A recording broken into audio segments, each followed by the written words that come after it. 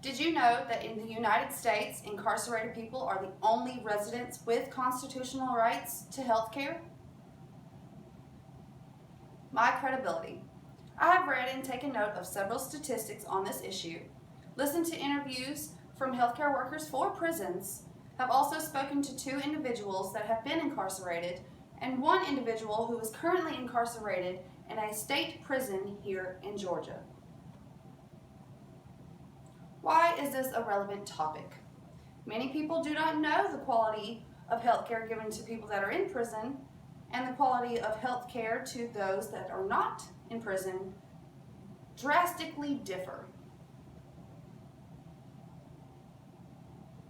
Let's begin. Today I will tell you about how the quality of health care in prison drastically differs from the health care quality for those who are not incarcerated. I will first compare the process receiving health care in prison versus the process for those who are not in prison, and then discuss the rates of health issues among those in prison.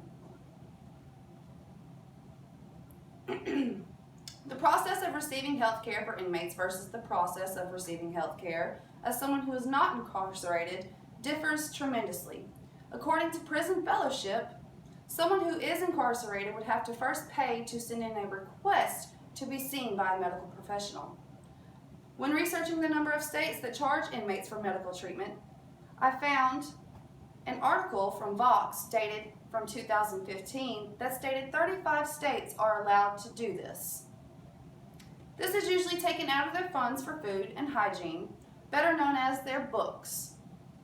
When speaking to someone I know personally that is incarcerated in a state prison, I was informed that it usually takes anywhere from 3 to 6 days to be accepted for medical treatment at the facility he is currently at.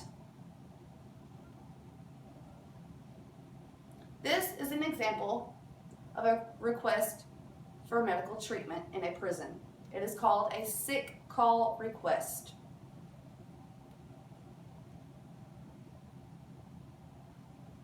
For those who are not incarcerated, we can simply make an appointment or go to an emergency room where we receive treatment in a much faster manner. People who are not in prison that need medical treatment have several options when it comes to the cost and wait time. If it is not emergent, we can make an appointment for whenever we choose. If it is important and emergent, we can call an ambulance or drive straight to the emergency room. As far as payment for medical treatment, there are several options for those who are not in prison. We have things like insurance, sliding scales, and payment plans. We also do not have to pay until we receive treatment or after we have received the treatment. Now that we have a better understanding of the differences between the process of receiving medical treatment for those who are incarcerated and those who are not, let's move on to the rates on recurring health issues for prisoners. Whether precautions are taken in every facility, there are always high rates for health issues in prisoners.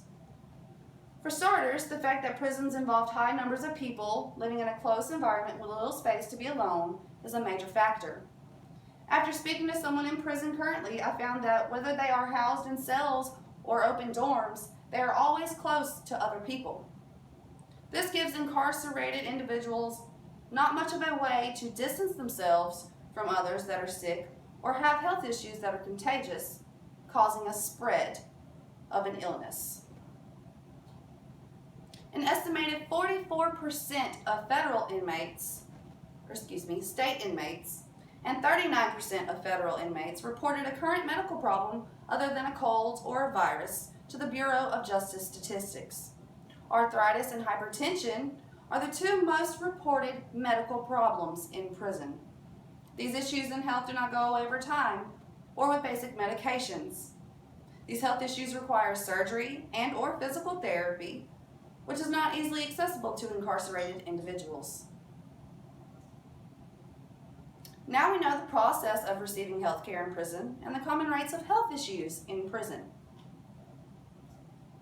My conclusion. Healthcare quality in prison is not as great as health care for those who are not incarcerated. The process of receiving medical treatment in prison can take several days. Inmates usually have to have their funds for hygiene and food spent just to request to see a medical professional. The rates for health issues are high due to being in close contact with those who have contagious illnesses, as well as having medical issues that are not easily treated with medication.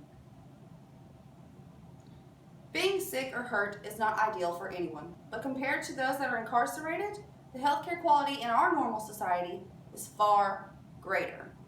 Access to good health care should not depend on where you reside.